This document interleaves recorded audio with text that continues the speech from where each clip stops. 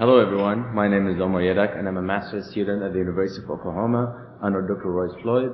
Today I'm going to be talking about my research evaluation of Hollow-Core-FRP-Concrete-Steel column and footing connection. This is going to be my general outline for this presentation, starting with an introduction about accelerated bridge construction, ABC.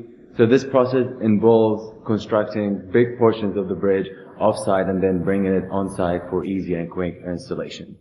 In this aspect, one of them is the prefabricated elements, which is what my research is focusing on. And it's significant, ABC is significant for rehabilitation projects, especially that it has advantages over the conventional construction method. Some of the advantages is basically decreasing construction time, project costs, as well as minimizing the environmental impact, which is what we're aiming for, sustainable construction. So a lot of ABC focus more on the superstructure ABC. However, in this project, we're focusing on the substructure construction. So this column design is relatively a new column design, which is the Hollow-Core-FRP-Concrete-Steel column, HC-FCS. So as you can see from the cross-section view on the right figure here, it's basically an inner steel tube, and then there's a concrete shell, and then an FRP tube, and outer FRP tube. And in this way, we're actually using less material, around 60-75% less material, and there's going to be confinement of the concrete due to using the outer FRP tube. There's also a stay-in-place formwork, so basically there's no need for any additional formwork for this column design. Again, it's a composite column, consists of FRP, concrete shell, and steel pipe. You can see from this general arrangement here in the figure that in this column design, the steel tube is what's connecting the column to the footing only. The concrete shell and the FRP stops at the top surface of the footing, which means that we have to make sure to understand how this connection is going to work. In terms of literature review, again, there has been column designs suggested for ABC in the literature review. Some of them are concrete-filled steel tubes, concrete-filled FRP tubes, hollow-core concrete columns, and HC-FCS. These column designs are all important for accelerated bridge construction because it decreases the construction time and the cost for the project. But in order to actually use these column designs, we have to understand the connection with the footing. So Moon 2013 studied the concrete filled tube columns, where basically there's a steel tube and then just filled with concrete. He studied monolithic and socket connection designs, where in monolithic it's basically putting the steel tube in place and then casting the footing with the column all together. However, for the for the socket connection, you actually cast the footing and then you have a void where you actually want to put the column using corrugated steel tube. And then after casting the footing, you remove that corrugated steel tube and then you place your column, and then that void will be filled with either UHPC or high strength grout. For him, he studied different embedment depths as well to analyze how the connection will be important for or sufficient for monolithic and socket connections. So you want to make sure that it's going to be developing the ultimate strength of the column, provide ultimate ductility in seismic regions, and there is no significant slip or separation between the column and the footing, and to make it as economical and simple as possible for ABC reasons. Al-Gawadi 2015 and 18 did similar connection designs, but for different column. He actually did for HC-FCS column, and for his research, he studied 1.6 times the diameter of the steel tube in terms of embedment depth of the column and different steel tube thicknesses for monolithic and socket connections. He found out that for the 1.6 times the diameter of the steel tube in terms of embedment depth with the 0.25 steel tube thickness, it actually developed the column's plastic flexural capacity and had better ductility and energy dissipation when you compare the socket to the monolithic connection. However, for the 0.5 steel tube thickness, both the socket and the monolithic did not really have sufficient connection for 1.6 times the diameter in terms of embedment depth. So that's why in terms of my research objectives, I'm going to evaluate the effect of inner steel tube thicknesses and the embedment lengths on the column footing connection, identify the required embedment length to achieve the ultimate flexural capacity and shear capacity of the HC-FCS column, and evaluate the effect of the footing compressive strength concrete and the use of socket connection using non-proprietary ultra-high performance concrete developed at the University of Oklahoma to develop the full fixity of that column. In terms of approach and methodology, so we started first with actually calculating the column capacities. These methods were taken from Moon 2013 and Al-Gawadi 2015.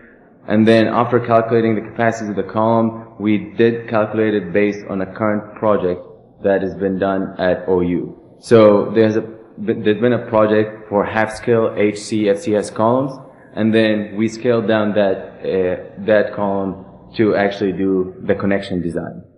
And then after that, we did the footing design where we basically wanted to support the nominal capacities of the HC-FCS, and then making sure that it's failure either in the column or the connection. So we wanted to design a good footing to actually eliminate any footing failure.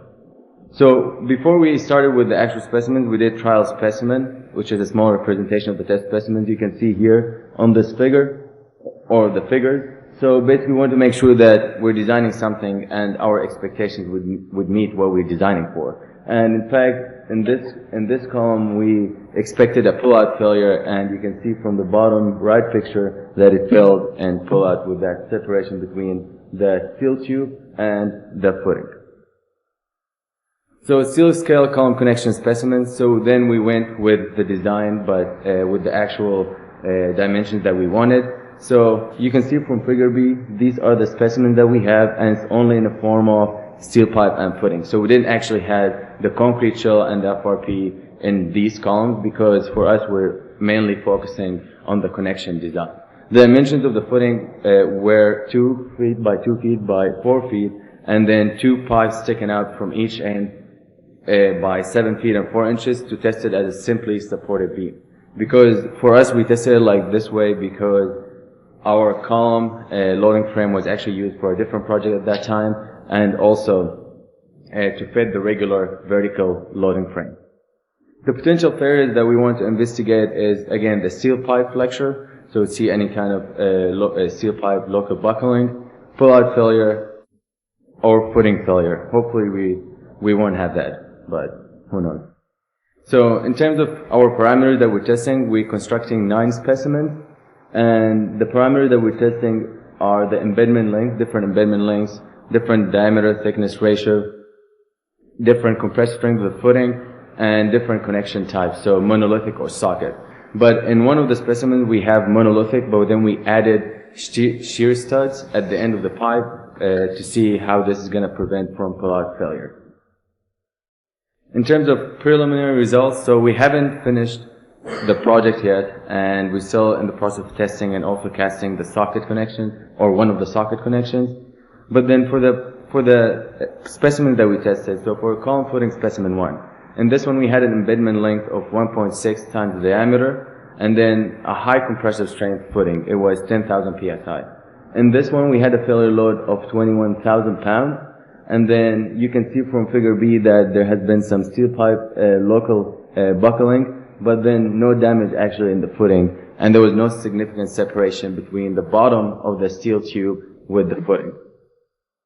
For column footing specimen 3, so in this one we had the same embedment length, which was 1.6 times the diameter. However, we had a lower compressive strength of the footing. We had 5,000 psi.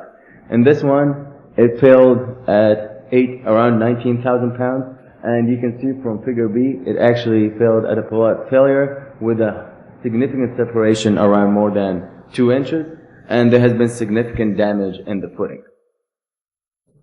For column footing specimen 4, so in this one we had a longer embedment length, 1.8 times the diameter of the steel tube, and a lower compressive strength with 5,000 psi. So in this one, it failed at approximately 21,000 pounds, and you can see from figure B again that it actually failed with the steel pipe local buckling. There has been some damage in the footing, but not as significant as the column or the steel pipe buckling. And then the separation was also very minimal around 0.25 inch. For column footing specimen 5, we also investigated the embedment length, a different embedment length derived from an equation from Moon 2013. where it actually says the required minimum embedment length for concrete fill tubes. So in this one, it failed at 18,000 pounds, and it also failed pull-out failure, so it wasn't very sufficient to for the embedment length to actually sustain the whole column capacity. And then in this one, the separation was more than 2 inches as well, and significant damage in the footing, as you can see in figure B.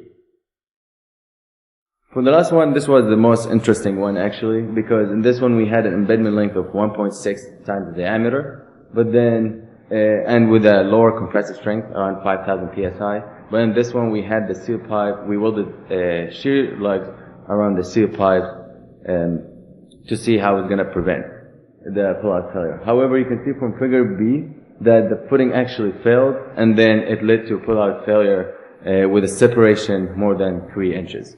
So we still have to analyze more data to understand the behavior of these specimens, but these are only just preliminary findings.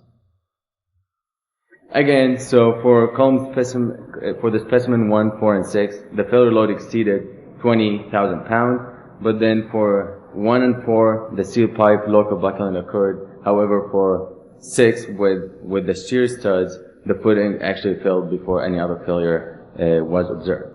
For column footing 3 and 5, there wasn't sufficient embedment length, so for the minimum required equation, we couldn't really identify that it was sufficient, or even the 1.6 times the diameter with a lower compressive strength was not sufficient to hold the column, and it failed in pull-out failure. So for our next steps in this project, we're going to be analyzing more of the data and then finishing testing, but also we have to catch the socket connection. So we did 2 trial specimens for the socket connection to make sure that we know how to construct it in our lab, since we're basically casting the columns horizontal and not vertically, so it's a little bit more difficult.